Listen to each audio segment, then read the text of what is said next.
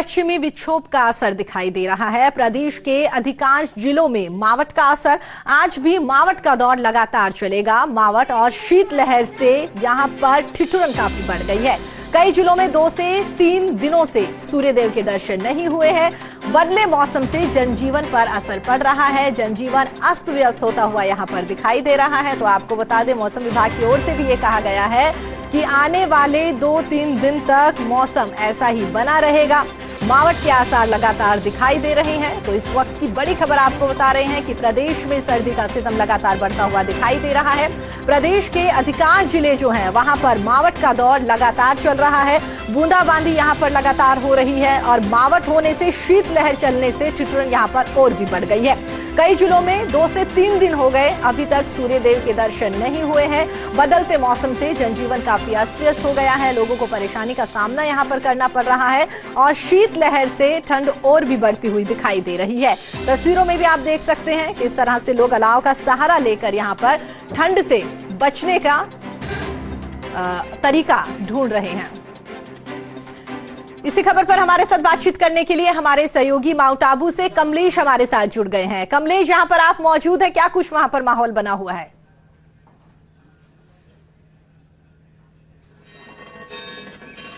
देखिए प्रीति, पिछले कई दिनों से माउंट आबू के मौसम में बदलाव आया है और माउंट आबू में जहां कल और परसों बारिश का दौर जारी था, तो आज मौसम कुछ अलग नजर आ रहा है। तापमान की बात करें तो तापमान 3 से 4 डिग्री के बीच है और मैं नजारा दिखाना चाहूंगा नक्की झील का। नक्की झील के अंदर देखिए जो तमाम जो विजुअल्स में नजर आ रहा है, जो माउंट आबू का जो आसमान है, वो आसमान आज यहाँ पर थोड़ा सा खुला हुआ सा नजर आ रहा है। हल्के हल्के कहीं ना कहीं बादल हैं। मौसम ने यहाँ पर बदलाव आया है और इस बदले मौसम की वजह से आज माउंट आबू की वादियों में कड़ाके की सर्दी का असर देखने को मिल रहा है। तो दूसरी तरफ एक नजारा प्रीति दिखाना चाहूंगा कि जो चाय की जो थड़ी है, वहां पर सुबह का जो समय है, उस समय में लोग यहाँ पर गर्म पेय पदार्थ पीकर कहीं ना कहीं सर्दी को भगाने का यहाँ पर जतन करते हुए नजर आते हैं। तो कह सकते हैं कि जो माउंट आबू की वादियों में कड़ाके की सर्दी का असर देखने को मिल रहा है। यहाँ पर देखिए कुछ टूरिस्ट है जो माउंट आबू की इस गुलाबी सर्दी का यहाँ पर आनंद लेते हुए नजर आ रहे हैं। हम बात करते हैं इन टूरिस्ट से। मैडम, कहाँ से आए हैं आप लोग? हम उदयपुर से। उदयपुर में कैसी ठंड थी और माउंट आबू में कैसा लगा? नहीं, यहाँ सब सेम ही है, इतनी ठंड नहीं है। इतनी ठंड नहीं लगी? मतलब है, पर यहाँ पर अभी क्या है, ये बर्फ एरिया है तो ज्यादा ठंड है। ज्यादा ठंड है। मैडम, आप बताइए कैसा एंजॉयमेंट है? सुबह मॉर्निंग वॉक पे बहुत मजा आ रहा है। यहाँ की एंजॉय कैसे कर रहे हैं? चाय पी रहे हैं वगैरह? कॉफी। हाँ। देखिए प्रीति, ये जो उदयपुर से जो टूरिस्ट यहाँ पर माउंट आबू आए हैं और यहाँ पर जो सुबह के समय चाय की जो चुस्की का आनंद है, वो कुछ अलग नजर आता है प्रीति। बिल्कुल कमलेश, और देखिए जो तस्वीरें आपने यहाँ पर दिखाई है, वाकई ही अगर कल की बात करें तो बहुत सारे बादल माउंट आबू में छाए हुए थे, लेकिन आज इतने बादल नहीं है। मौसम जो है वो थोड़ा खुला हुआ दिखाई दे रहा है। कह सकते हैं कि वाकई ही ये खुशनुमा माहौल जो है वो आने वाले दिनों तक बना रहेगा।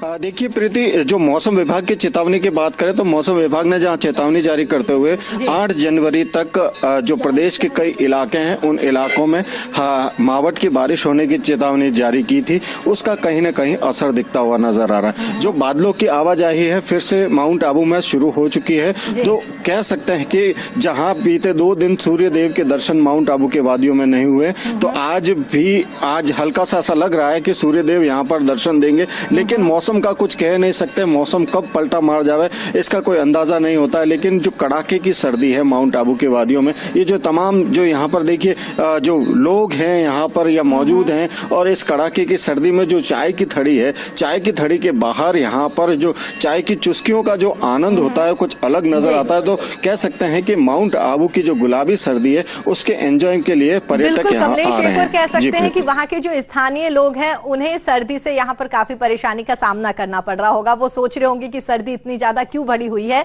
लेकिन जो पर्यटक घूमने के लिए आए थे, जो स्पेशली सर्दी को महसूस करने के लिए ही माउंट आबू आए हैं, उनके लिए मौसम काफी अच्छा मान सकते हैं।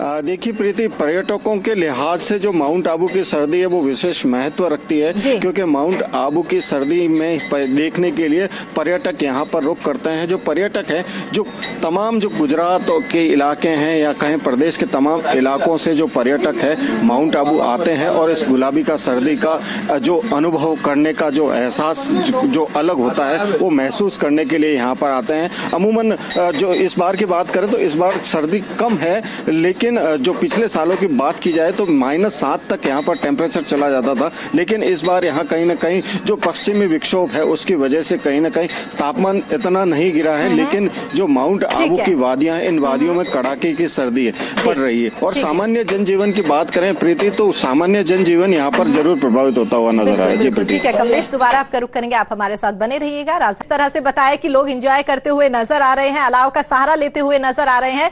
आपने भी तमाम चीजें यहाँ पर बताई है, लेकिन इन सबके बीच में कह सकते हैं कि कोरोना का डर जो है वो भी लोगों को सता रहा है, क्योंकि सर्दी जैसे जैसे बढ़ रही है कोरोना भी वैसे वैसे बढ़ रहा है। कमलेश,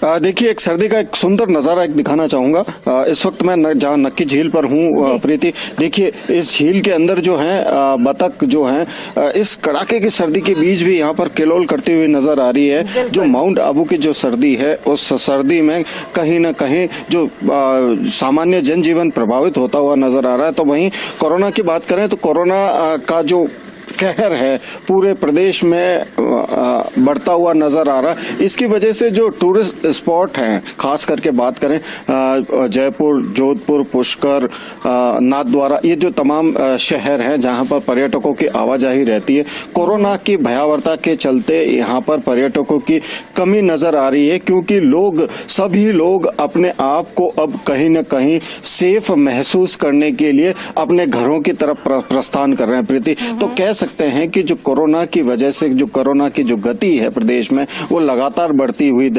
नजर आ रही है। उसका जो परसेंटेज प्रतिदिन जो बढ़ने की तादाद है वो कहीं ना कहीं उछाल मार रही है। इस वजह से लोग कहीं ना कहीं भयभीत होते हुए नजर आ रहे हैं। इसकी वजह से जो पर्यटन स्थल थे तमाम जो राज्य के, वहां पर पर्यटकों की कहीं ना कहीं कमी नजर आ रही है। और इस सर्दी के बीच में जो कोरोना का जो ग्राफ है कहीं ना कहीं जो बढ़ता हुआ नजर आ रहा है। जी प्रीति। कमलेश, इसी बीच में देखिए आमजन की बात कर ली, पर्यटकों की बात हमने यहाँ पर कर ली, लेकिन इसी बीच में धरतीपुत्र किसानों की अगर बात करें तो कह सकते हैं कि मावठ उनके लिए काफी फायदेमंद साबित होता हुआ नजर आ रहा है। पिछले कुछ दिनों की बात करें तो पाला जो पड़ा था उससे काफी नुकसान हुआ था फसलों को।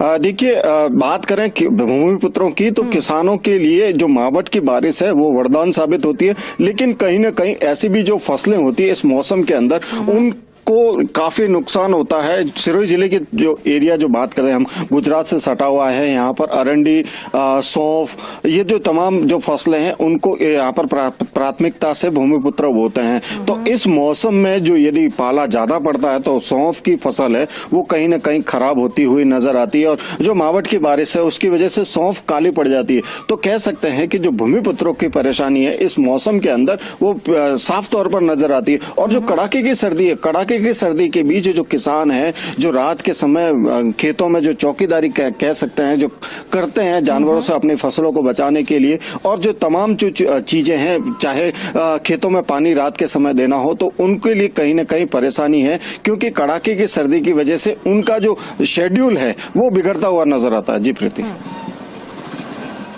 चलिए कमलेश और करीना, आप दोनों हमारे साथ जुड़े, तमाम जानकारी साझा करी कि किस तरह से अपने अपने क्षेत्र में सर्दी को लेकर हाल बना हुआ है, उसके लिए आप दोनों का बहुत बहुत धन्यवाद। चलिए फिलहाल इस बुलेटिन में इतना ही, खबरों का सिलसिला जारी रहेगा और चलते चलते आपको छोड़ जाते हैं सुप्रभात सुविधा।